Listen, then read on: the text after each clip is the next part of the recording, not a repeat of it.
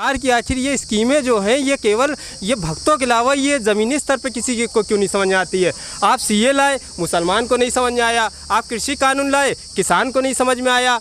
आप नौजवानों के लिए कुछ लाते हैं तो स्टूडेंट को नहीं समझ में आता है। अब आज आप अग्निपथ लेके आए, अग्निवीर लाए तो उनको नहीं समझ में आ रहा है। तो आपकी कोई स्कीमें ऐसी क्यों नहीं रहती जो उसको मेरे पास कहिए तो मैं दिखाऊँ? वो तो गाली बकरा कह रहा बहनचोद प्रधानमंत्री साला जो है इसको मैं माँ चोद इसको मार दूँगा। बताइए युवा क्या कह रहा है? ये आर्मी वाले आपको गाली दे रहे हैं। ऐसा आर्मी में जाना चाह रहे थे? आर्मी में हम भी जाना चाह रहे थे मगर किसी वजह से नहीं जाना हो पाया। मगर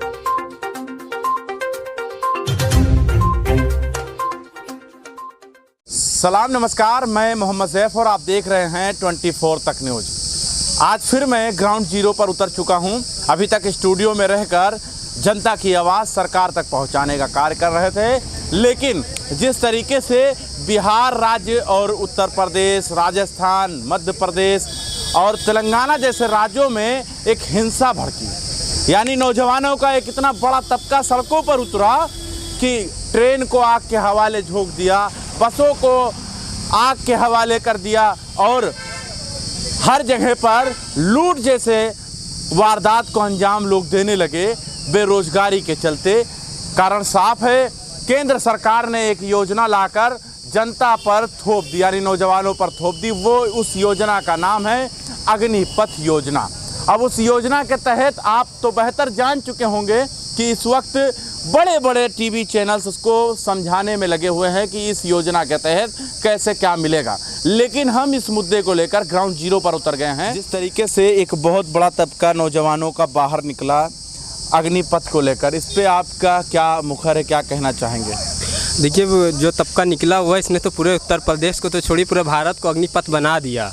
ये अग्निपथ जो मूवी थी उससे ये कई गुना ज़्यादा इन्होंने रियल की मूवी बना दी अग्निपथ।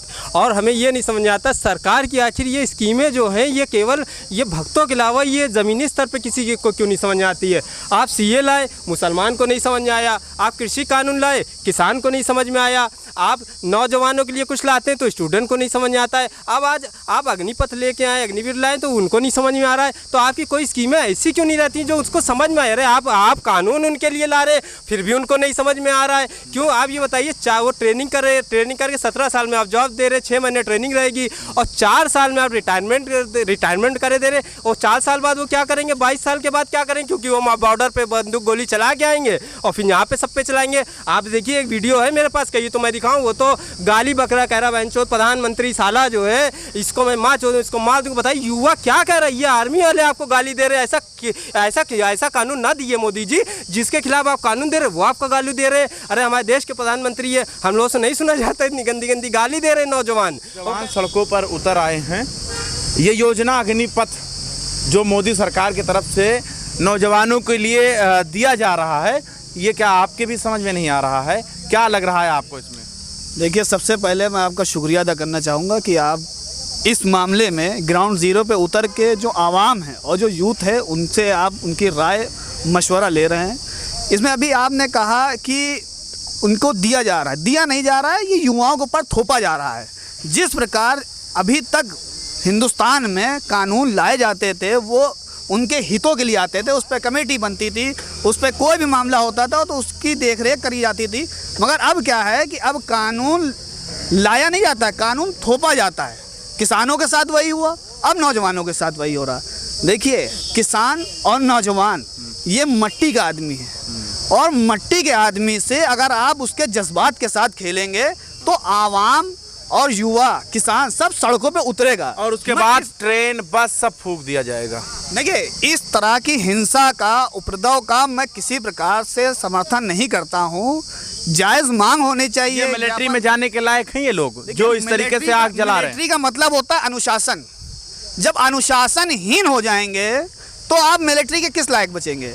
और जो सड़कों पे हुजूम और देख रहे हैं ये युवा हैं, इनके अंदर जज्बा होता है, जुनून होता है, सरहदों पे जाते हैं। हमारे अंदर भी ये था कि मैं खुद आर्मी में जाना चाहता था, मैं किसी वजह से नहीं जा पाया। मेरे अंदर देशभक्ति की एक जज्बा था कि मैं बॉर्डर पे जा करके सीना, जब किसी युवा के ऊपर वर्दी मिलती है तो उसका जो जोश होता है वो 7वें आसमान पे होता है। आर्मी में जाना चाह रहे थे? आर्मी में हम भी जाना चाह रहे थे मगर किसी वजह से नहीं जाना हो पाया। मगर उनके लिए हमारी फीलिंग और उनके लिए जो हमारी प्रेम है और देश के प्रति जो हमारी देशभक्ति है, उसके लिए मैं आज भी युवाओं के साथ हूँ। मगर इस तरह के जो उपद्रव कर रहे हैं, मैं इस प्रकार से उनके साथ नहीं हूँ।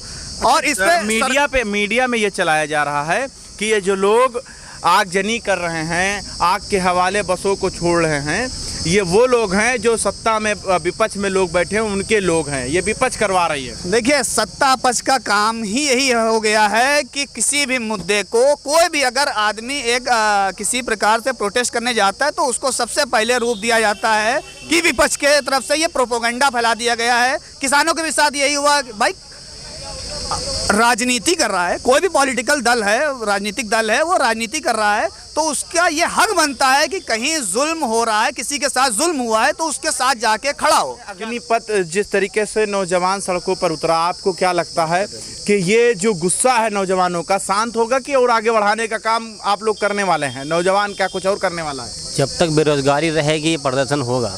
20 करोड़ से ज़्यादा की जो है नुकसान देश में हुआ, बेरोजगारी क्यों नहीं मिटाते? अग्निपथ क्या अग्निपथ है? जैसे पहले तब आर्मी में भर्ती नहीं होती थी क्या? तब भी होती थी, लोग जाते थे, तैयारी करता था। लड़का तैयारी कर रहा 5 साल 10 साल से, 4 साल में उसको रिटायर कर दोगे, फिर क्या करेगा? भाई चराएगा, बकरी चराएगा, क्या करेगा?